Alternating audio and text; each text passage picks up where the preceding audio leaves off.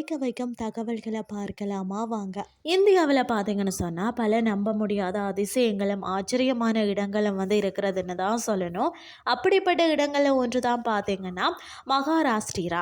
இந்த மாநிலத்தில் இருக்கக்கூடிய நானே காட்டில் இருக்கக்கூடிய தலைகீழ் அருவியை பற்றி தான் பார்க்க போகிறோம். அதாவது பூனாவில் உள்ள ஜீனார் என்ற இடத்துல தான் இந்த அருவி அமைந்திருக்கிறது.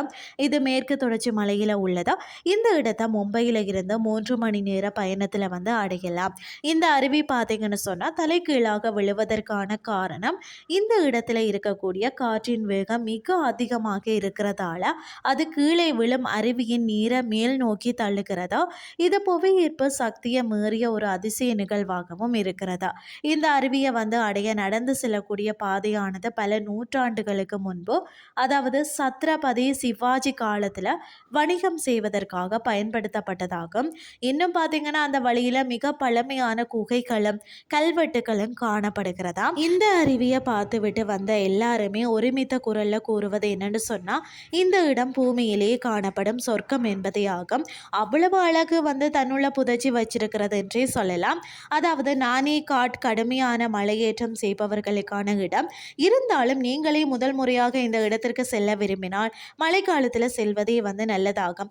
ஏனென்று சொன்ன அருவியில் அதிகமாக தண்ணீர் பெருக்க எடுக்கும். அந்த சமயத்தில் தான் காற்றின் வேகத்திற்கு ஈடு கொடுக்க முடியாமல் தண்ணீரை மேல் நோக்கி செல்லும்.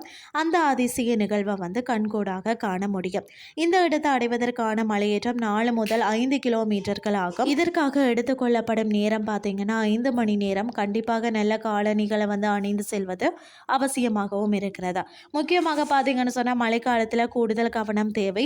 மலைக்கு மேலே பார்த்தீங்கன்னா சிறிய தாபாக்கள் உள்ளதால் சுற்றுலா பயணிகள் அங்கே சுட சுட தேநீர் அருந்திக் கொண்டே இயற்கை அழகை ரசிக்கலாம் என்பதும் குறிப்பிடத்தக்கது. இப்படிப்பட்ட அதிசய நிகழ்வை காண மலையேற்றம் செய்பவர்கள் மட்டுமல்லாத இந்தியா முழுவதிலும் இருந்து சுற்றுலா பயணிகள் கூட்டமாக இந்த இடத்திற்கு அலைமோதுகிறதுன்னே சொல்லலாம். இன்றைய கிறிஸ்டி உங்களுக்கு பிரயோசனமாக அமைஞ்சிருக்கும் என்று சொல்லி நானும் நம்புறேன். இதே மாதிரி மற்றும் ஒரு கிறிஸ்டின் வேலைக்கு உங்களை சந்திக்கிறேன். நன்றி.